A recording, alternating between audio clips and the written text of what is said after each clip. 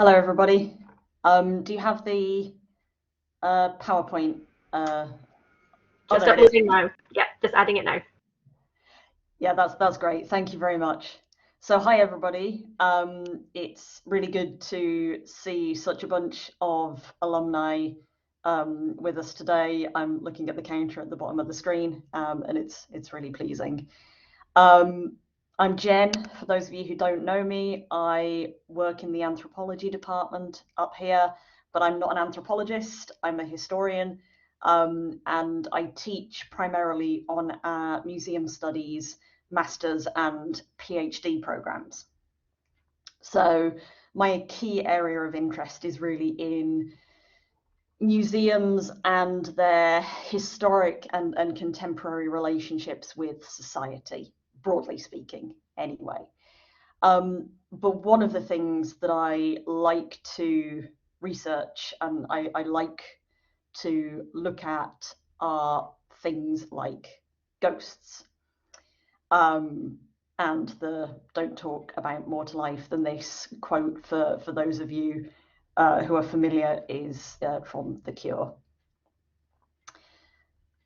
So I guess I'll begin. I want you to picture yourself sitting in a museum. Whether that's a real place or an imagined one, it doesn't really matter. Regardless, the museum is a space of unsettled time, where objects from across history, with a variety of past roles, and in the case of some, lives, come together in a meshwork of relationships. Museums are spaces of complicated and often traumatic stories, memories, and voices. And whilst for some they are a location of cultural comfort and representation, for others they are a space of exclusion and oppression. And as such, I consider them to be anxious venues. And being anxious, they are haunted both supernaturally and metaphorically. And in this paper, what I want to do is to explore that haunted quality. And hopefully, I want to persuade you that it's important to understand museums as such in order to understand their true potential in contemporary society. So, first of all, I'm going to talk about what I mean by haunted and by spectres in particular. And then I'm going to move on to discuss some of the specific ways in which museums are haunted, through themes including memory, anxiety, and the uncanny. So in this paper, although we can talk about particularly supernatural events later on, but here I'm not specifically speaking of the supernatural spectre. So for the moment, I want to exorcise them, as it were. The spectre of whom I'm speaking here is the spectre of Karl Marx and Jacques Derrida, the type of spectre that Marx claimed was haunting Europe, and who inspired Derrida to coin the phrase hauntology. Hauntology is a portmanteau word, a jamming together of different words, in this case, haunt and ontology. And really what it means is the study of the being of that which is absent. So it's a study of disjunction, really. Now, the spectre who belongs to hauntology, we shall see, is not in the least supernatural. They are the spectre of the real.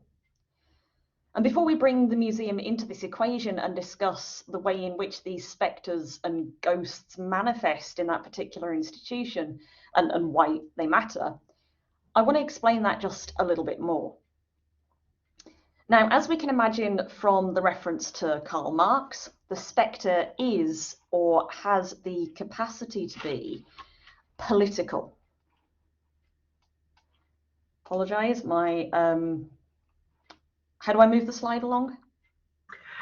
Just at the bottom there, there you go. There's just that white arrow. To the bottom. Oh, got you. Thank you. Yes. Yeah. So here is the introduction slide. These are the things that we're going to cover. So, as I was saying, the spectre has the capacity to be very political as a creature. And Derrida spends quite a lot of one of his most famous books, Spectres of Marx, speaking, maybe unsurprisingly, of the spectre of communism, which Marx had claimed was haunting Europe in the latter half of the 19th century, whilst true modern capitalism was beginning to come fully into its own. So for Marx, there was an idea for a different kind of political system, a different kind of future, really, already appearing in the imagination of humanity. And some of these people found it thrilling, others found it disturbing. So what I want to emphasize here really is that the spectre is also idea, right? The spectre is also possibility. It is both what has been and what might yet be. Now, if the spectre is political, then it is also social. It is derived from relationships between people. The spectre does not exist materially, but it draws us together. Now, to illustrate this, I want you to imagine the relationships that you have with people at a distance, and this is something that we're all very familiar with after 2.5 years now of COVID. Those people who we have relationships with at a distance aren't present, but they tug, as it were, upon your consciousness and perhaps your soul if you think we have one.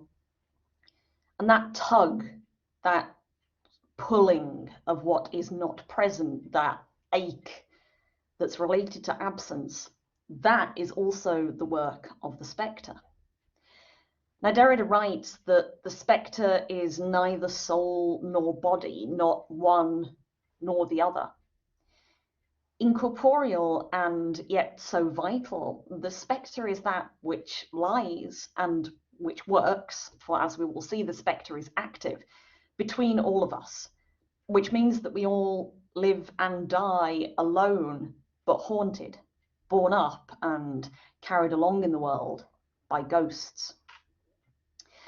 Now, we cannot, Derrida claims, exist without the spectre's uncanniness. And specifically, he writes that there is no Dasein of the spectre, but there is no Dasein without the uncanniness, without the strange familiarity, Unheimlichkeit, of some spectre.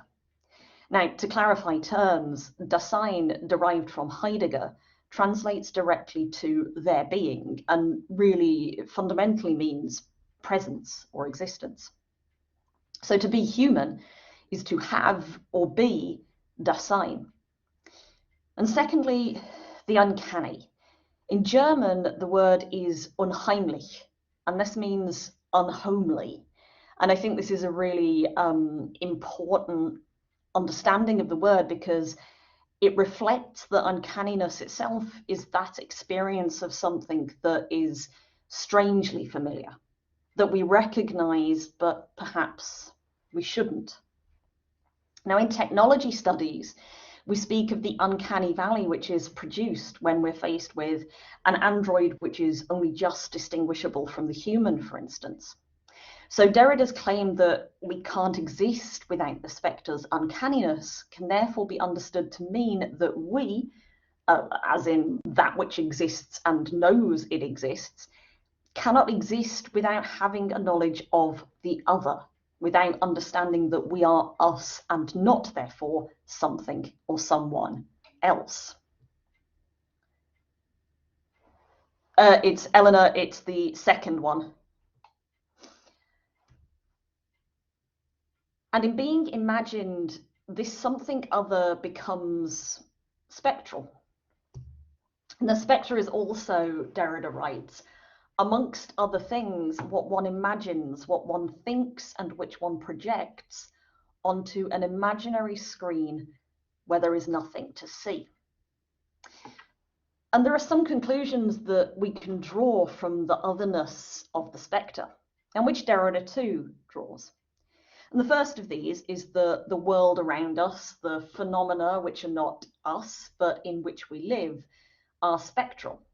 So the table I'm sitting at, for instance, I can touch it and I can feel how it feels to me, but I do not feel the table in its own self. I feel sensations which are caused by the way my skin and my nerves send messages to my brain, but I don't feel the table. And touch is only one way to encounter the world, and it is distinct from the other ways in which we do so.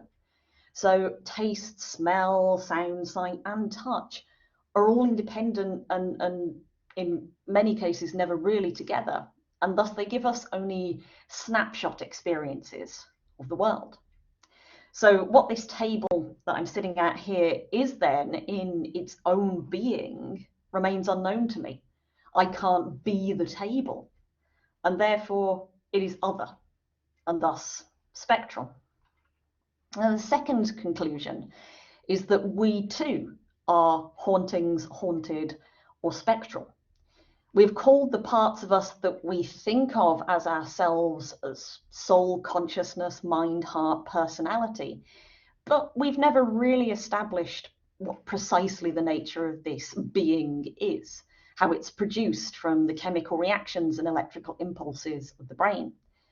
I am haunted by what is not I, but I am also my own haunting, residing temporarily in my body and spectrally frequented, as it were, by that which I was, by who I was, who I will be, and who I might have been in another life. So this is the spectre that we're speaking about here. And in order to understand its relationship to the museum, I just want to clarify some of its key features. Now, Derrida wrote that there were three things of the thing, that is, there were three defining features of the spectre. The first was that it was to do with mourning, with language, and with spirit. So, in other words, he said that we have to know and ontologize remains to understand the spectre. Secondly, that we cannot speak without it. And thirdly, that it actively does work. Personally, I tend to define the spectre as also and potentially other than having three different features. So in my definition of the spectre here, I speak of it as having to do with time. Okay. Secondly, to be active, that it has a role, and I guess this is akin to Derrida's notion of spirit here, actively doing work. And thirdly, that it is unsettling, that it destabilizes our understanding of our world. I'm going to take each of these in turn and explain a little bit more what I mean. So, what is the spectre to do with time? Well, they come from the past, often, yeah. Every spectre, real or supernatural, is out of time, dischronic, if you like, or anachronistic. They don't necessarily belong to the historical present in which they are, or they're not present in the places where they should have been. In this sense, then, spectres are to do with mourning, as Derrida claimed, with the loss of that which is gone. They are also then to do with nostalgia, with that sweet and bitter longing for that which is past.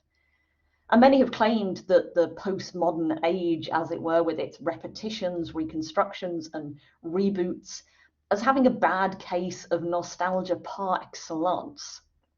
And why else do we spend so much time recycling fashion styles, flocking to the last concerts of aging rock stars, making TV shows of 30-year-old books, and rebooting film franchises, if not for the comfort that nostalgia provides? The past has power over us, culturally and individually. We're hugely shaped by it for our actions in the present, and we depend upon it for the decisions that we make. I am today is a product of decisions that A little girl who haunts me from somewhere in the 1980s made when she opened a post office account with £1 pocket money and the intention to go to university somewhere in 1989. And so you too are products of the choices different and evolving versions of yourselves has made. You are not right now exactly the person you were when you made the decision to come to this session earlier this week or even today. Perhaps you're grateful to that version of yourself, perhaps you're not. In being to do with that which is no longer, the spectre is also therefore to do with both mourning and melancholy. Mourning is the process by means of which you dissociate from the lost thing. In melancholy, however, Fisher claims at least, you remain attached to it. And this is a fixation on the past, a particularly agonizing form of nostalgia in which you lose control over your temporal focus. The past becomes all-consuming and cannot be given up. And here, there's no future. But spectres are not simply temporal, and by that I mean they are not only to do with the past, they are also to do with the future, which is to say they are to do with that which is not yet, as in communism when Marx was writing, or they might be to do with that which might have been, but which failed to come to fruition. And Mark Fisher calls these lost futures. What's happened, for instance, to the futures we imagined 30, 40, 50, 60 years ago when we first went into space or to the moon? What of the possibilities that still could be, but which are not currently? In Ghosts of My Life, writings on depression, hauntology, and lost futures, Mark Fisher claims that the 21st century is in the grip of an historical exhaustion, that we've reached a sense of finitude, and that as a consequence, we're restricted to folding time back on itself and finding ourselves in the grip of a formal kind of nostalgia. And the loss of the future that comes from this, he claims, is prevalent in all culture. And though his writing in Ghosts of My Life focuses primarily on music, it can be applied in all areas of social life. And in this sense, I think we can see why Derrida called spectres atopic or mad and unlocalizable, repetitive, strange, furtive, untimely, impossible to locate. But before we get lost and unlocate ourselves, I want us to explore the second feature of the spectre, that it is active. Our descriptions of it to date have already invoked verbs: folding time, repetition of, recycling, rebooting, coming from, never having been. So the spectre acts, it is active. And Derrida wrote that it begins by coming back, and no one is quite sure from where. And each time it happens, it is an event, a visitation. Spectres visit and they watch, they engage with us, act with us, read, write, and speak with us. They are revenant, and the word means a person who returns or who returns after death. But there is one thing the spectre does not do. It does not die. So what is to be said of the third feature of the spectre? That it unsettles. And we spoke already of the uncanny, the unheimlich, and the spectre upsets our certainty about the nature of our perceived reality. By highlighting its state as a form of other than something, the spectre allows us to see the world in which we think we live as a limited and specific version of what could be, and not as the whole of our possible reality. In perceiving the past, we perceive its power. And in perceiving the possibilities which might have been our present, we can see the contingent and fragile nature of our reality. One of the greatest spectres of our time in the early Anthropocene is the spectre of climate change, of a possible future in which our existence as it is cannot continue. Mark Fisher writes that it is now easier to imagine the end of the world than it is to imagine the end of capitalism. And this is the point at which we find ourselves, in an environment in which we have bought and sold and engaged in neoliberal capital to the degree that we are now facing the end of everything we know, and yet we find it difficult to change. Derrida claims that the key feature of the spectre is that it is frightening. Now, I do have some questions about this. I think that fear is directed towards a known object. We are frightened of a bear or a lion or something specific. But the spectre is unknowable, and it is directed towards something that is not there. It is absent. So it doesn't provoke fear as much as anxiety. And anxiety is the feeling that is produced by a lack of clarity or the cliff edge of possibility, as has been noted.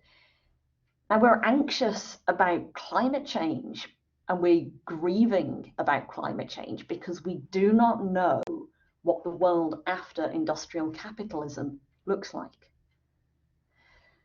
But we're also here to talk about something else, as well as the spectre. We're here to talk about the museum. So let's move on to that. I want to begin this section by claiming, first of all, that the museum is an untimely, anxious, and haunted institution. And when I say that the museum is untimely, I do not mean to say that it is without time. Rather, I mean to say that it is not made up of simple temporal relations, past to present to future, but that it is in fact a complex web of histories and objects, ideas and people drawn together from across space, time and history. Museums contain within them both linear and non-linear times. They're filled with both the presence and the absence of things and people, and they have complex, contestable relationships to things like authenticity and atmosphere. And when I say that they are anxious, I claim that they exist in a world which is unsure of their value, that they can be ornery and unwilling to change, and that they are nervous not about the past returning, for they rely on the past and the recent present, but about a future which they cannot predict and tame and control in a glass case. All of these things suggest that the museum is haunted, for what, after all, is a museum object but a spectre magnet, evidence of spectral activity, that which was left behind from a time and a life which are now gone, that was ripped from its former existence as an object of use, and which is now an object of contemplation. Derrida writes, "A masterpiece always moves, by definition, in the manner of a ghost. The thing chose haunts. For example, it causes, it inhabits without residing, without ever confining itself to the numerous versions of this passage. The time is out of joint." We know of masterpieces before we see them. I know the Mona Lisa, but I have never been to the Louvre, have never been in the same room as her original material self, but I know the Mona Lisa. And call it reputation, if you like, call it mass media promotion, it is still a haunting. Remember the unheimlich, the unhomely. If we consider museums to be homes of a sort, places where we store our cultural memories, along with the memories of other cultures, of which more later, as dwelling places, which we might also term haunts, then they have, when looked at in a certain way, the potential to be uncanny, to be unhomely, where things are strange and sometimes out of place. Museums are home to both the weird, that which is where it should not be, and the eerie, that which is not where it should be, filled with the jigsawed present and the very apparent absent. Museums are the places in our culture when absence comes most visibly to the fore, and where loss is, we know that there is the spectre. Fisher writes of the way in which certain kinds of contemporary music create artificial versions of the crackle which developed on old LPs to create the illusion of age and distance. What if I told you that museums have their own form of crackle, that through cases and through restorations, through interpretation, the shape and design of the buildings and rooms, and through the very natures of the institutions themselves, they impress upon a normal object a sanctified crackle, a patina of worth and value and age. Museums gather together things that they consider vital to an understanding of various points of human history. Even contemporary collecting, which we can talk about if you like, is a determination of future value. If we follow Derrida's model of mourning and melancholy, then I think we can very easily characterize the museum as a place of melancholy, a place involving an inability to move on, to forget, so desperate not to forget, in fact, that it collects its own things from its own time. Each museum is thus haunted by its own particular and unique ghosts, some of whom can be identified. The Pitt Rivers Museum is haunted by General Augustus Henry Lane Fox, called Pitt Rivers. The Ashmolean is haunted by the Johns Tradescant. The British Museum is haunted by its founder, Hans Sloane. There are, however, some more general spectres that museums across the board are haunted by, no matter their age, location, discipline, or history. And there are three that I want to speak about specifically here today, and those are colonialism, ideology, and the future. Now, of all human emotions, perhaps the most haunted and the most spectral is guilt. And one cannot engage with a museum without a certain sense of complicity in its historical actions and entanglements. I'm not going to dive deeply today into the precise details of the contemporary decolonization movement, which is currently very prominent within the museum industry. That's not my place. But I will say this, that it is too done at the prompting of the spectre, or spectres perhaps, inspired by a sense of justice for those who came before and who were ignored. We'll speak more of justice a little bit later. What I want to focus on for the moment is in relation to the way colonialism returns, in the way in which it is revenant within the contemporary museum. Colonialism returns most obviously, of course, in the anthropological museum. Johannes Fabian said once that anthropology itself as a discipline operated in something he called schizogenic time. That is, it engaged with its subject in the present, and yet in its writing gave them only the past tense, and therefore no future. Now let us look at that most paradigmatic of anthropological institutions, the Pitt Rivers, to explore where, how, and when the revenant of colonialism returns. Here's the Pitt Rivers from the entrance. Now, the very name Pitt Rivers is a summons to the spectre. General Augustus Henry Lane Fox, called Pitt Rivers, was a colonial soldier and a colonial collector. He was also, in an anthropological and archaeological sense, an individual who supported, wrote, and spoke about the paradigm of social evolution. That is, the idea that all cultures would either evolve to a particular apogee or die. And what he and many others considered the apogee was, perhaps not surprisingly, white, Western, and European. The consequence of the social evolution paradigm was something called salvage anthropology, an attitude towards the practices of anthropological collecting and practice, which focused on the preservation of the material artifacts of certain cultures, because said cultures were understood to be too backward, too unevolved to survive. As a consequence, items were collected in order to preserve what could be preserved. And so these objects were already being collected and understood as spectral, and the people who made and sold them were already being interpreted as not belonging any longer, as untimely, as spectres. And when a people are understood as untimely, it is then that they are deemed a fit subject for colonization. understood by the colonizers as something lesser. But this injustice comes back later to haunt museums as guilt as the contemporary expression of colonized pain, or as the activism of 21st century decolonial movements, and as requests to return, repatriate, or treat differently the objects acquired through the medium of the colonial machine.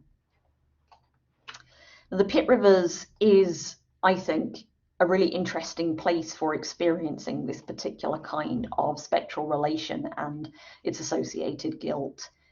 And I want to give you briefly the way I interpret its design and layout and how that plays a role in its spectrality. It's really well known for its Victorian style. I don't know if any of you have been to the Pitt Rivers, and I don't think you can see super well necessarily on this picture, but the cases are all antique wooden cases. The building itself is more or less the same as it was when it was built in the 1880s. And it's often considered to be an institution that is a fly in amber, if you like, a kind of Victorian fossil in the contemporary age. But it's so much more than this. If you want to explore the more contemporary and revolutionary side of the Pitt Rivers, then you need do no more than look at its website and its Twitter feed at projects such as Beyond the Binary and Labeling Matters. That's not our focus for today, but I would recommend that you look up the work that they are engaging in. So this is the entrance to the Pitt Rivers, what you first see when you walk in. You come through the door at the back of the University Museum of Natural History in Oxford, and you walk out into a space in which you overlook the spoils of the colonial past. Below, ahead, and above you, they stretch away into the distance, and you perceive them all. You look down on some of them before moving down the stairs and becoming a person amongst them. And this is almost a metaphor for, if not for the great white man, as it were, observing and deigning to come amongst his colonial subjects. And in the Pitt Rivers, we are thus come side by side with the ghost of the colonizer. We can stand parallel to them to look through their eyes for just a little moment.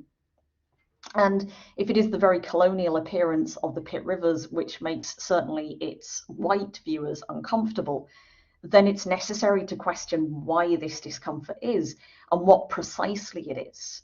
And there is no doubt that for some, the discomfort is tinged by guilt, sins of the fathers.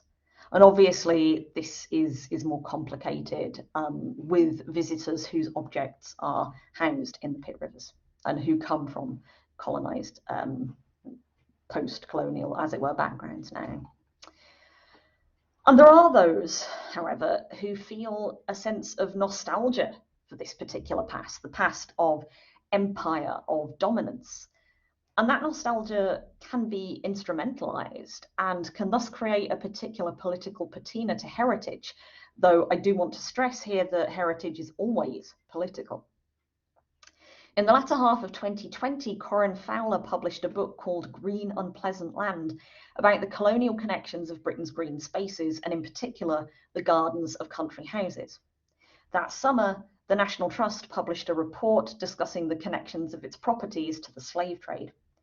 The statue of Edward Colston, senior executive of the Royal African Company, was toppled into Bristol Harbour in June of the same year, following the death of George Floyd.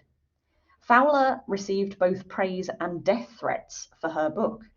The Restore Trust group demanded a return to the original, supposedly apolitical ethos of the National Trust, and this is still something that's ongoing at the National Trust today.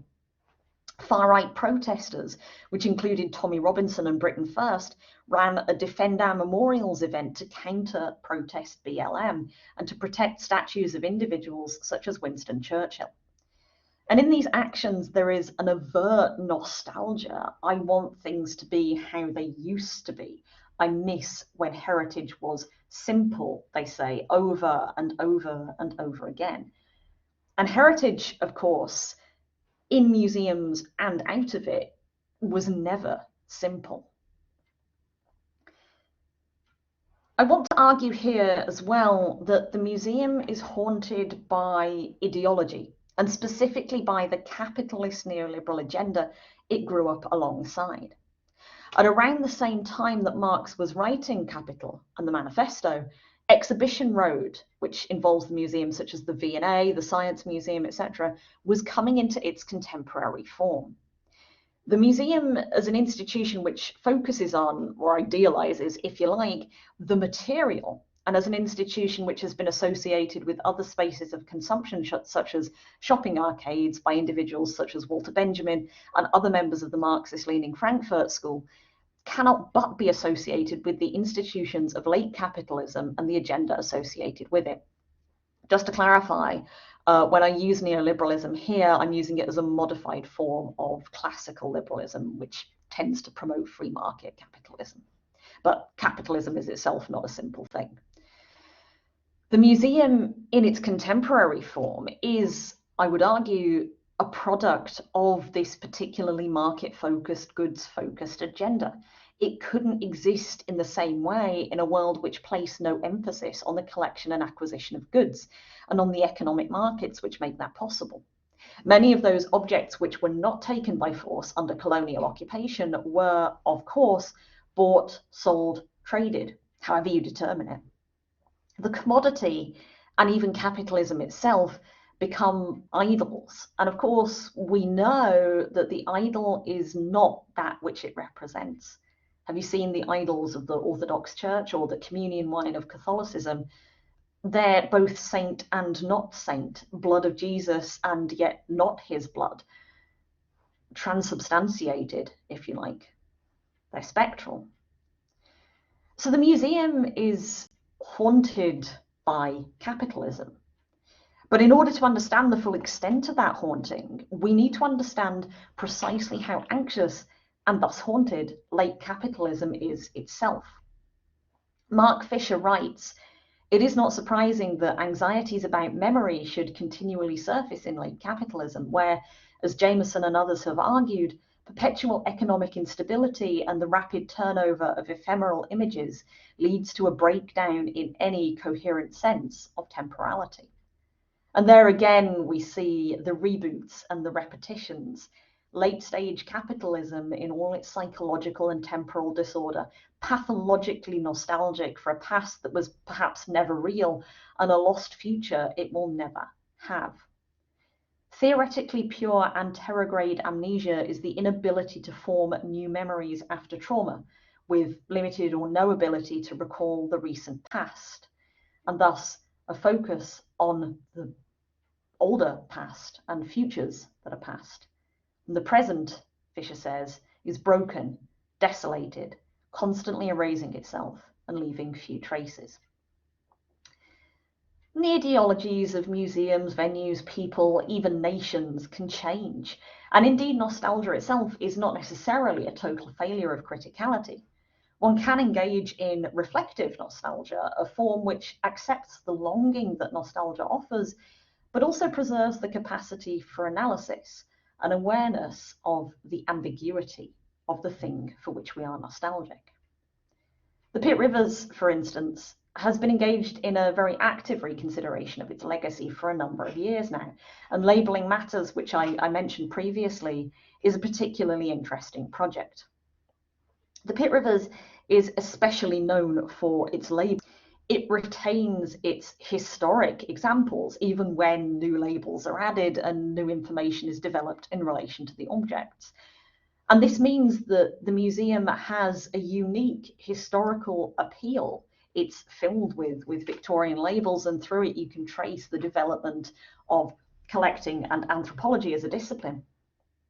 But this also means that it is filled with language which is now outdated and which can cause harm. On their website, the museum writes, "The intention of the project is not to destroy any of these unfortunate archives, but to in fact activate and mobilize them to address some of the problems that lie at the root of racialized stereotypes and other problematic systemic colonial legacies that linger in the present." So this is a product of reflective nostalgia. They maintain an awareness of the importance of these archives, but without negating the damage that they do. It's a project informed by the philosophy of radical hope, which the museum espouses. And this is a philosophy which does not forget the past, but moves on to a future which might be good, but which is also distinctly unknown. And speaking of the future, I want to turn to our final museal spectre. And Derrida wrote that haunting is historical, to be sure, but it is not dated. Now, as we explored, the spectre can also come back from the future. And museums, though they are so frequently characterized as places of past time, are inherently futural. To collect, if not to keep something for the future. And Sue Pierce writes that the extended self which collections represent is intended to extend beyond the grave. So why build an institution? Why preserve, if not for the future? Why develop what Luba has called an ontology of permanence, if not in expectation of an ongoing futurity? And this permanence, though, is a specific product of a specific kind of historicism, a liberal teleology which suggests that we have reached a kind of apogee of history, that this is the end of history, that there is no future. And this is an arrogant kind of history, for it assumes that humanity has ultimate control over its fate, and that this society is the ultimate expression of that this capitalism which is destroying us and the pale blue dot we call home is sustainable for all time. But it isn't, and there is a distinct possibility that there will be a future in which not only museums, but people themselves will be a thing of the past. The future is uncertain, especially in an environment where museums are closing at an alarming rate. And this is intensely anxiety-provoking. The museum is haunted by a future in which it might not exist, in which it might be irrelevant and unnecessary. It's haunted by how it might be in the future, how it might have to change in order to survive. It's haunted by its own potential.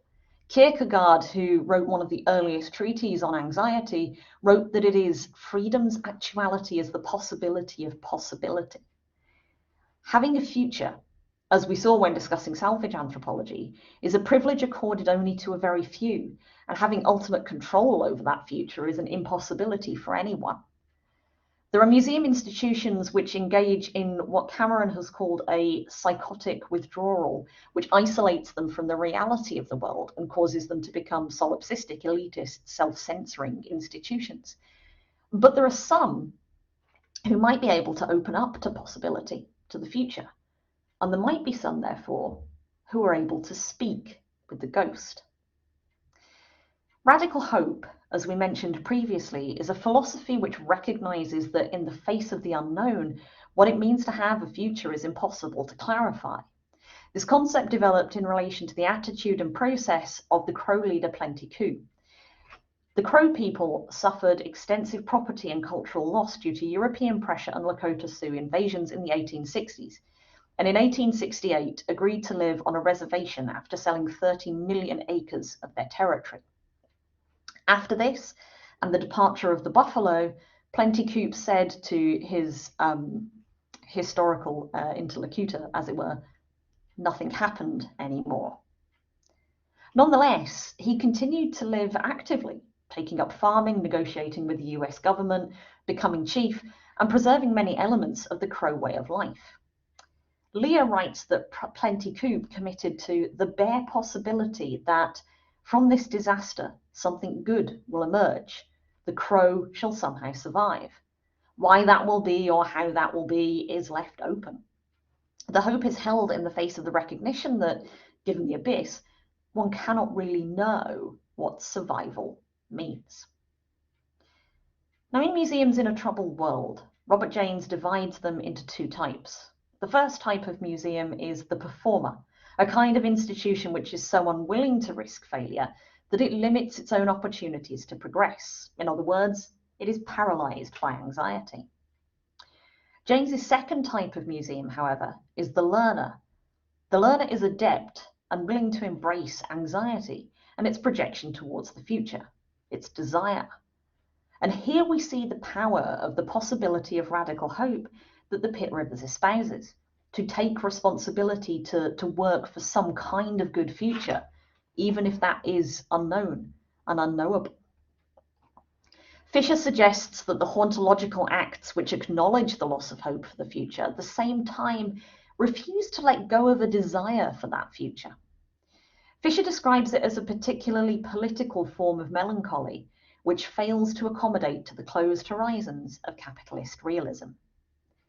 And there is an analogy to be drawn here between Fisher's work and the contemporary museum. If one is to ignore the haunted quality of the museum, to be an institution anxiously attached to a nostalgia for a particular kind of clean and pleasing heritage, to consider the museum and its regulatory strictures as inviolable and primary, then one is stuck within a traumatic compulsion to repeat. One has fallen victim, it could be said, to colonialist realism, the only model for culture and heritage being that which we inherited from the imperial past, and there is no alternative to. But to apply radical hope, as the Pitt Rivers does, is a refusal to accommodate to these limited horizons.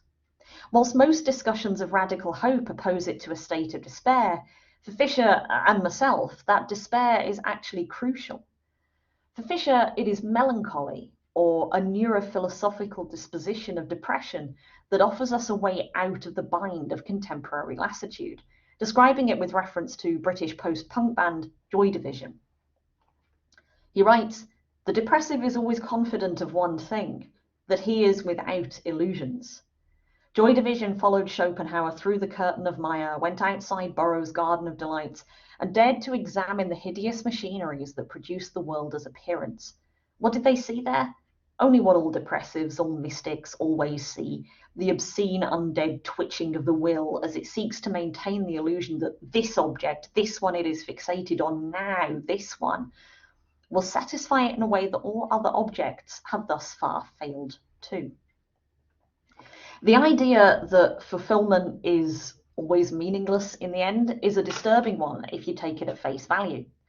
For museums, one might interpret this disturbance as associated with the desire for a complete collection, or to keep collecting forever indeed, or with a concern about status and authority, wanting stability, whilst at the same time questioning everything about that desire and acknowledging an urgent need for continued relevance. When we begin to look behind these immediate desires, like Gordon's disturbed thinker or Fisher's neurophilosophical depressive, we come to see them as illusory hopes which we use to soothe our unsettlement. On the other hand, however, to embrace this unsettlement without necessarily giving up on the desire for a better future is precisely where the power of haunting for the museum emerges. In this desirous unsettlement, we are situated upon the edge of potential, on the edge of jouissance, if you like, a dizzying place, for sure, but for all that, an exhilarating one. If a museum can unhook its desire for a better future from its own desire to persist recognizably into that future, then the possibilities open up to them for action in the present. Now, the ghost is frightening. We know this. Why else would we thrill at its presence or try to exorcise it? The ghost is always being chased away. But what if we learned to speak with it? Thou art a scholar. Speak to it, Horatio. Now, while speaking with and working with museum ghosts is an anxious and traumatic act, with it emerges the possibility, and it is only a possibility, so we must nurse it, for greater ethical and political potential. This is the intention behind the Pitt Rivers' recent projects and their adoption of the idea of radical hope. Radical hope is radical because it is born in uncertainty, in spaces of unknowing. Museums then, as well as, or perhaps instead of, being spaces of cultural comfort, need to recognize their capacity to be uncanny spaces of unsettlement. Ghosts are frightening, and this is their power. Museums must recover from their amnesia, their attachment to nostalgia, their psychotic withdrawal, and welcome their haunting as a chance for dialogue. We have a responsibility, not just to ourselves in the present or to those who have gone before, but to the ghosts of people yet to come. As Williston writes, our descendants are extant members of our moral community. And if we fail to acknowledge them, we cannot exercise moral agency rationally, and thus we cannot flourish. So museums must speak to their spectres not necessarily in order that they survive into a future. To think so would be just to be enthralled to another kind of spectre, really, but so that they can learn to live and to function and serve in the present. They must do so in order to counter the deadly sweet nostalgia that flows through the early 21st century, that has seen the rise of spectral nationalisms and extremisms we thought we had exorcised. It must learn to see and speak with the ghost in order to forget. Fisher writes that there is a problem of digital memory. Baudrillard observes somewhere that computers don't really remember because they lack the ability to forget. Theoretically pure anterograde amnesia again. To forget is the only way that history can continue, that there can be a present and a future. But if we do not remember at all, Derrida suggests, then we will have nothing but the present and its bourgeois platitudes. We will have nothing to learn from. So we must forget just enough, he writes, just enough so that it is no longer a burden. We need to forget enough so that we can listen to what the spectre is saying, to understand its contemporary truth and its pain, and to work with it. And speaking with ghosts is thus a matter of justice. It is necessary to learn to have a conversation with them, to listen, not to speak over them, and to live alongside them in recognition of guilt for past wrongs and direct acts to improve in the present. And I want to end here with a quote from Derrida, which I think makes the point rather well. No justice. Let us not say no law, and once again, we are not speaking here of laws, seems possible or thinkable without the principle of some responsibility beyond all living present, within that which disjoins the living present before the ghosts of those who are not yet born or who are already dead, be they victims of wars, political or other kinds of violence, nationalist, racist, colonialist, sexist, or other kinds of exterminations, victims of the oppressions of capitalist imperialism or any of the forms of totalitarianism. Without this non-contemporaneity with itself of the living present, without that which secretly unhinges it, without this responsibility and thus respect for justice concerning those who are not there, of those who are no longer or who are not yet present and living, what sense would there be to ask the question where tomorrow, or whither? That's it, folks. That's great. Thank you so much for that, Jen. You'll have seen that I've changed locations and devices. I've had a bit of technical trouble this afternoon, of course. It never goes wrong on the test, but on the day itself, often creeps up on us. So unfortunately, I did actually miss quite a lot of that, but thankfully it's being recorded so I can watch it again later. So we do have some time, everyone, for questions. If you have anything that you would like to ask or any comments you'd like to make, you can just use the chat there. You might have seen that some people have started putting in questions. So I will read out the first one now for you, Jen. So into which categories would you put the more modern museums like the National Museum of Scotland or the Jewish Museum or the Humboldt Forum in Berlin? Are they learners of a desire to engage the spectre by doing things in a new way? I think that's a really interesting question. Eleanor, I think it is, who asked it. Yeah. So James's definition is not necessarily to do with modernity per se. So I think that is something to say. It's to do with a cultural attitude and set of practices within an individual museum. Now, I would say that there are certain institutions which are perhaps more set up for doing that, and you mentioned the Jewish Museum, which I think very much does fall into that category. The Humboldt Forum is a more interesting example, I think, that has been not an uncontroversial institution in a variety of ways. That doesn't necessarily mean that it doesn't have learner-like qualities. So I don't think we can necessarily say that these institutions are only one type of thing or another. It's about individual sets of practice and engagement. So these things can change. I don't think it's necessarily about the age. Yeah, there are ongoing conversations about it. You're absolutely right, Eleanor. And I think it's approaching this in a really interesting way, actually. I have a colleague who, Sharon McDonald, who works at the Humboldt or has worked at the Humboldt, and she has been part of these discussions. And I think she'd be better placed to answer your question about the Humboldt than I would. But yeah, I think that's absolutely the kind of practice that we might expect from a learner style institution, potentially. Super, thank you very much. The next one, I think what you're saying is it radical hope that which we employed in the face of the spectre of pandemic? That's a really good question, Amanda. On the face of it, I think in many cases I'd probably say yes, absolutely. People didn't know what things would look like after the pandemic, and we're not really after. I think that presumption of an after is a really strange one. Colleague today just came down with COVID, so I had to go home and do a test, and it all felt very regressive. But I think there's this capacity that people have when faced with difficult circumstances to strive for a better future. People don't always do that, but everybody has the capacity to do it. And I think in many, many individual cases, yes, absolutely, there was this hope in the face of uncertainty. I don't know if anything's actually been written about that yet. It might be worth looking that up. Yeah, I think the uncertainty is kind of a motivating factor there. And it's an interesting thing to look at in the context of climate change as well.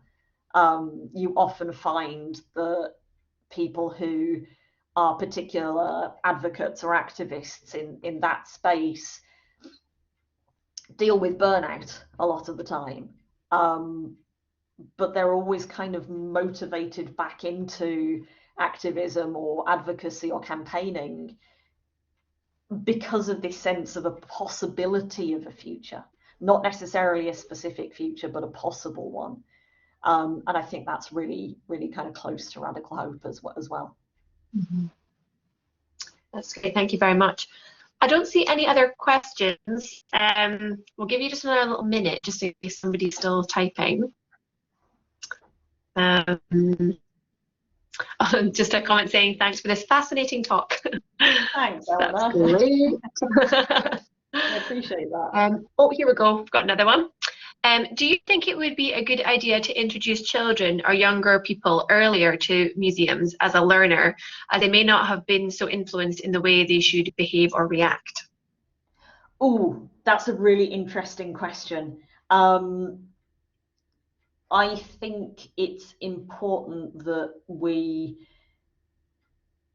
talk with everybody and communicate with everybody about the possibilities of a museum, and how they can be both spaces of comfort and unsettlement, as I said. Children are really responsive. I had a colleague who did a fascinating project about children's relationships with the natural world at the University Museum of Natural History in Oxford. And she allowed children to just engage with the museum as they wanted to. She gave them little disposable cameras to run around with and take photographs of whatever they wanted to, and then talk to her about it. And these were tiny children, tiny, tiny little kids, just about verbal, shall we say. And the thing that they always took photographs of were dinosaur teeth, because of course they did.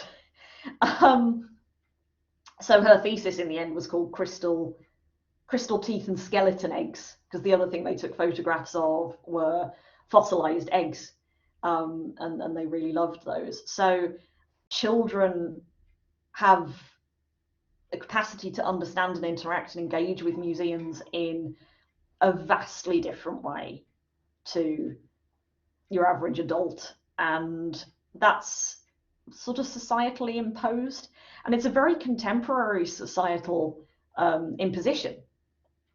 If you look back into earlier museums, even museums during the Enlightenment, actually, what was often the case was that people could pick up the stuff and touch it and engage with it and, well, lick it if they wanted to. They could handle this object in a really kind of sensory forward way. And curiosity cabinets, if we want to go there, had an entirely different kind of intellectual structure around them, which allowed them to be engaged with, admittedly only by particular people, but in very explicitly unusual ways. So I definitely think that there is the possibility to engage with objects in ways which are more, and even museum spaces themselves, in ways which are more fulfilling.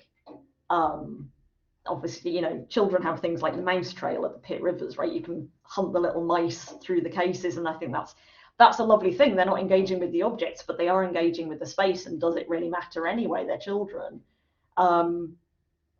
So there are ways in which this can be done, but so often you forget, or we forget, that kind of magical experience that you can have as a kid, you know, in a dark space where there are weird things in cupboards, really. And yeah, I think that introducing children to, or young people to, the idea of museums as places of both wonder and as places of more discomforting emotions could actually be a really valuable future for them. Thanks, June.